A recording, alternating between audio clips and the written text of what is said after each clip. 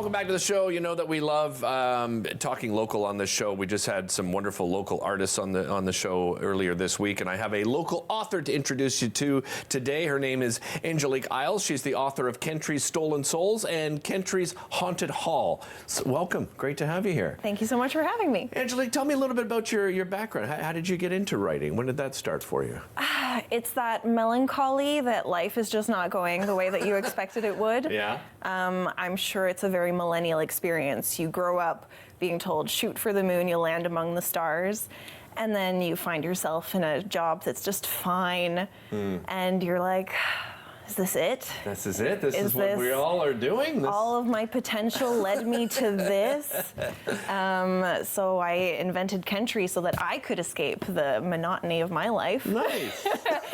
So it's like a magical place, where you can discover that. So Kentree's a place? Yeah. Yeah, so tell me about this place. How would you describe it? Well, okay, when you're a kid, books are fun, magical adventures. You know, you get to go to Hogwarts, Narnia. Yeah. And then fantasy books for adults tend to get very political or very sexy, one or the other. Yeah, that's quite true. And actually. I just wanted something fun, like a cozy escape where you've got your fuzzy socks on, you've got your tea, your cat or your dog majestically next to you. I like it already. And like just reading with a smile on your face. That reading should be just fun, and just because we're grown-ups doesn't mean like everything has to be so serious all the time. Yeah. So that's what Kentree is. It's a fun, cute fantasy. I love that description because I've said that about, and nothing against, serious theater, but I've often said that about theater. Sometimes we just try to take ourselves too seriously and there has to be a message, and I think to myself, can't I just be entertained? Yeah. Like, are we not allowed to have some fun? Exactly. So do you have some main characters? Tell me a little bit about the storyline of book number 1. Let's talk about that. Yeah, so Eliza Paladin is the main character. She's 28 when she finds out that she's a witch. Okay. So it's a world where it can happen at any age, just because you turned 11 a million years ago and your Hogwarts letter didn't come doesn't mean it's over for you. Right. So she's 28. She has a talking cat, Pal, who has become a fan favorite. Nice. Everybody who writes a review or reaches out to me, they love Pal. He's basically like her moral compass, sidekick, best friend.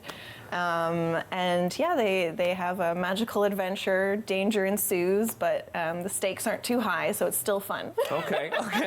And then you've written a sequel to the book. Tell me about would you suggest you should read the first book in order to really enjoy, to get the most out of the second? Yeah, Kentree's Stolen Souls is the first one, and it's a full story. I don't really enjoy when I'm reading a book and it ends in the middle and you have to buy the next one to find out how it ends. Yeah. So it's a full snack. You can read the first one and put it away, know that you've had a nice little adventure. But if you like the writing, you like the characters, then Kentree's Haunted Halls goes more into like Eliza's mysterious origins. Her past comes back quite literally to haunt her. Interesting. Okay. And being a witch, does she have like supernatural powers of some kind? So there's a lot of different magic systems in the book. So there's controlling the elements, and then there's also like the magic wand, and then there's talking to animals.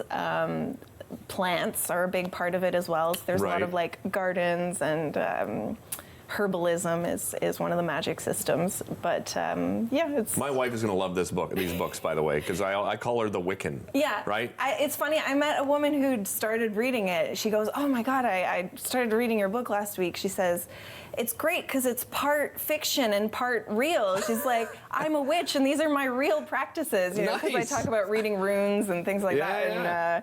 And, it resonated with her as like, this is reality, And you've self-published these books, right? Yes, Tell me about that process. And I mean, it's challenging in getting a book out no matter what way you do it, right? Yeah, I didn't want to go with the publishing, the traditional publishing just yet. I wanted to build an audience, and when I do write, this will be a 3-book, the trilogy. Okay. So whenever I start writing the next one, then I'll try to go traditional, and I'll be able to show, look, I have a track record, I've got these books, look at the reviews, look how many people are already interested in my writing.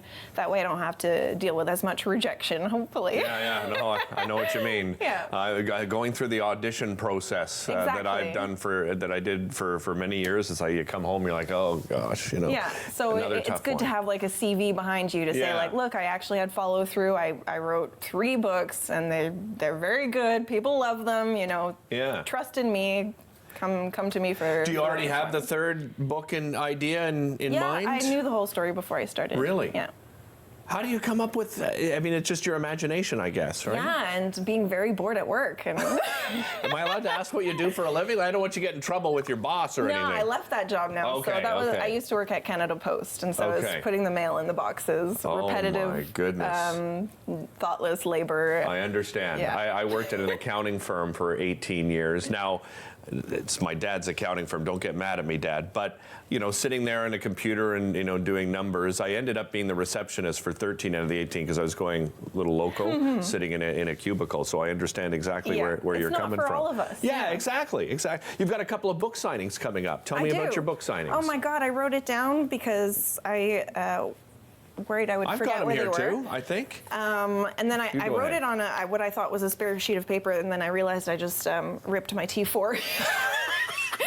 But anyway, this is the scrap of paper that I've written it on. March 2nd, 1 to 3, I'm going to be at the Indigo at 2025 Mer Bleu Road, Orleans. Okay. And then March 9th, 1 to 3 at the Indigo at 125 Ryakin Avenue in Nepean. In Nepean, or Barhaven or Nepean? I had the same thing. It's called Indigo Barhaven, but then the address says Nepean. Okay. So- Congratulations. Thank you. Okay, come back when you get the third book done. Thank We'll be you. back with more right after this. You're watching an interesting local show on Roger.